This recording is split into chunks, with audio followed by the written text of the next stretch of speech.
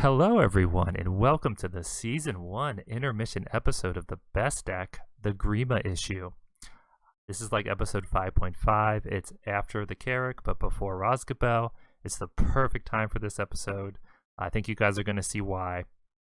Before we get started, I have an addendum to my Prologue episode. I told myself, since everything was the best of my knowledge, if I made any mistakes, I would fix it in a video later. So apparently, I had said that Bonds of Friendship 1 decks were better than Vilya 1 decks because they could sit down in one sitting, not choosing hero, not choosing captives, and beat Nightmare Dolgador. But apparently there are some Vilya decks that can do that too. I think they're mostly Messenger of the King Vilya decks that can also sit down and beat Nightmare Dolgador in one sitting. So I was wrong about that. No disrespect. If anybody has a link to like a video of that, I'd love to see it. If anybody wants to make a video of that, I'd love to see it. Just a Vilya deck sitting down, starting Dolgador, showing all the losses and wins, and just beating it in one sitting and just seeing how long it takes. Okay, so let's get started. I think I'm gonna blow your guys' minds a little bit with this episode. Originally, I hadn't really planned to come out with this bombshell this early. But I think now's a good time, and you guys are going to see why. So a lot of you have asked me, how do you beat Lords of Isen and Treason of Saruman without Grima? I played a little coy. I've said I can beat it without him, but it turns out there's an easy way and a hard way to do that, and you guys are going to see what I mean. Some other people have said that using Grima actually disqualifies me. They're saying, your deck's great and everything, but it can't be a one deck because Grima technically disqualifies you. That's because of the Voice of Isengard rulebook, where it says Grima is the objective ally, is a unique character. No player can use the Grima hero card when playing the Lords of Isen. So they're saying that disqualifies you. And they're also saying Saruman and Grima section in the Treason of Saruman says, when playing the scenarios, players cannot use any ally or hero card with the title Saruman or Grima. So yeah, the deck's great, but it can't be a one deck. Well, to that I reply, let's get technical, because getting really technical totally helps me out. Because this is not my one deck. This is my one deck. I have those cards out for simplicity's sake at the beginning, but this is my one deck. These 3 heroes and these 50 cards. Deck building's done. This is my deck that beats every quest. So, what do I mean by that? Well, let's look at deck building. Deck must have 50 cards, and we know it can only have 50 cards. And each player begins the game with 1 to 3 hero cards. So deck building's over. This is it. This is my deck, guys. So let's talk contracts. Contracts are not part of a player's deck.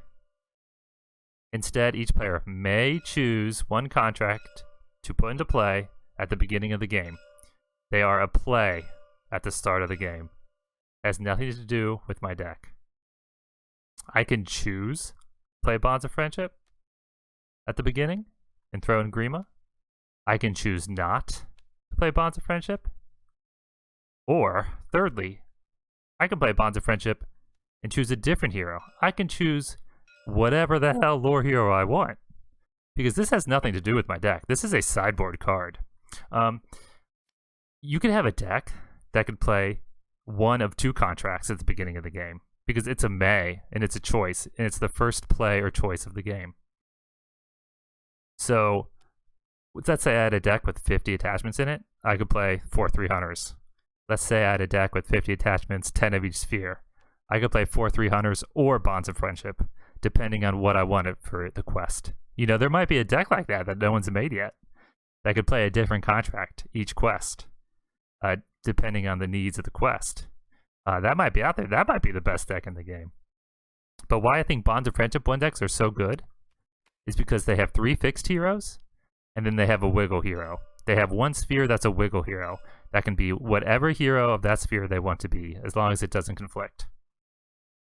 So when I play these quests, I beat it completely without Grima, and I beat it way more consistently, which is the perfectly tailored lore hero. Because this is a sideboard card. This is like Helm of Secrecy. It's the same thing. has nothing to do with my deck. That's built at deck building, but is the result of a play that's a choice. So technically, not only does Grima not disqualify me, he's got friends. He's got friends that are going to show up. They're going to follow his hero mode example. Because, I'll go over this one more time, it's put into play alongside with the heroes, which I've already chosen during deck building at the beginning of the game, and it's a may choose. Deck building's done. Making a choice has nothing to do with my one deck, which is just these 3 heroes. I know on RingsDB and everything you list your contract and your 4th hero for simplicity, but really, this is my deck. This is my one deck. So yeah, pretty cool. Sideboard ability of Bonds of Friendship. That's why I think it's so good. Originally, I was going to save this for later, but since we are undefeated right now, we're going to use this. We're going to try to stay undefeated as long as we can. We're going to try to trounce these quests. I'm fired up. What are we going to use for Rosgabel? Well, we're going to use Faramir. And we're going to block these birds and use Faramir to kill these birds, because my lore hero is my wiggle hero. 90% of the time, I'm going to use Grima for his acceleration. Sometimes I'm going to switch out. What about Return to Mirkwood? Falco Boffin's going to grab Gollum by the collar, carry him to the elves. What about Fight at the Fords of Isen? That's where I can't use Grima. He's trapped on an island. I'm going to use Haldan for early quest and attack power.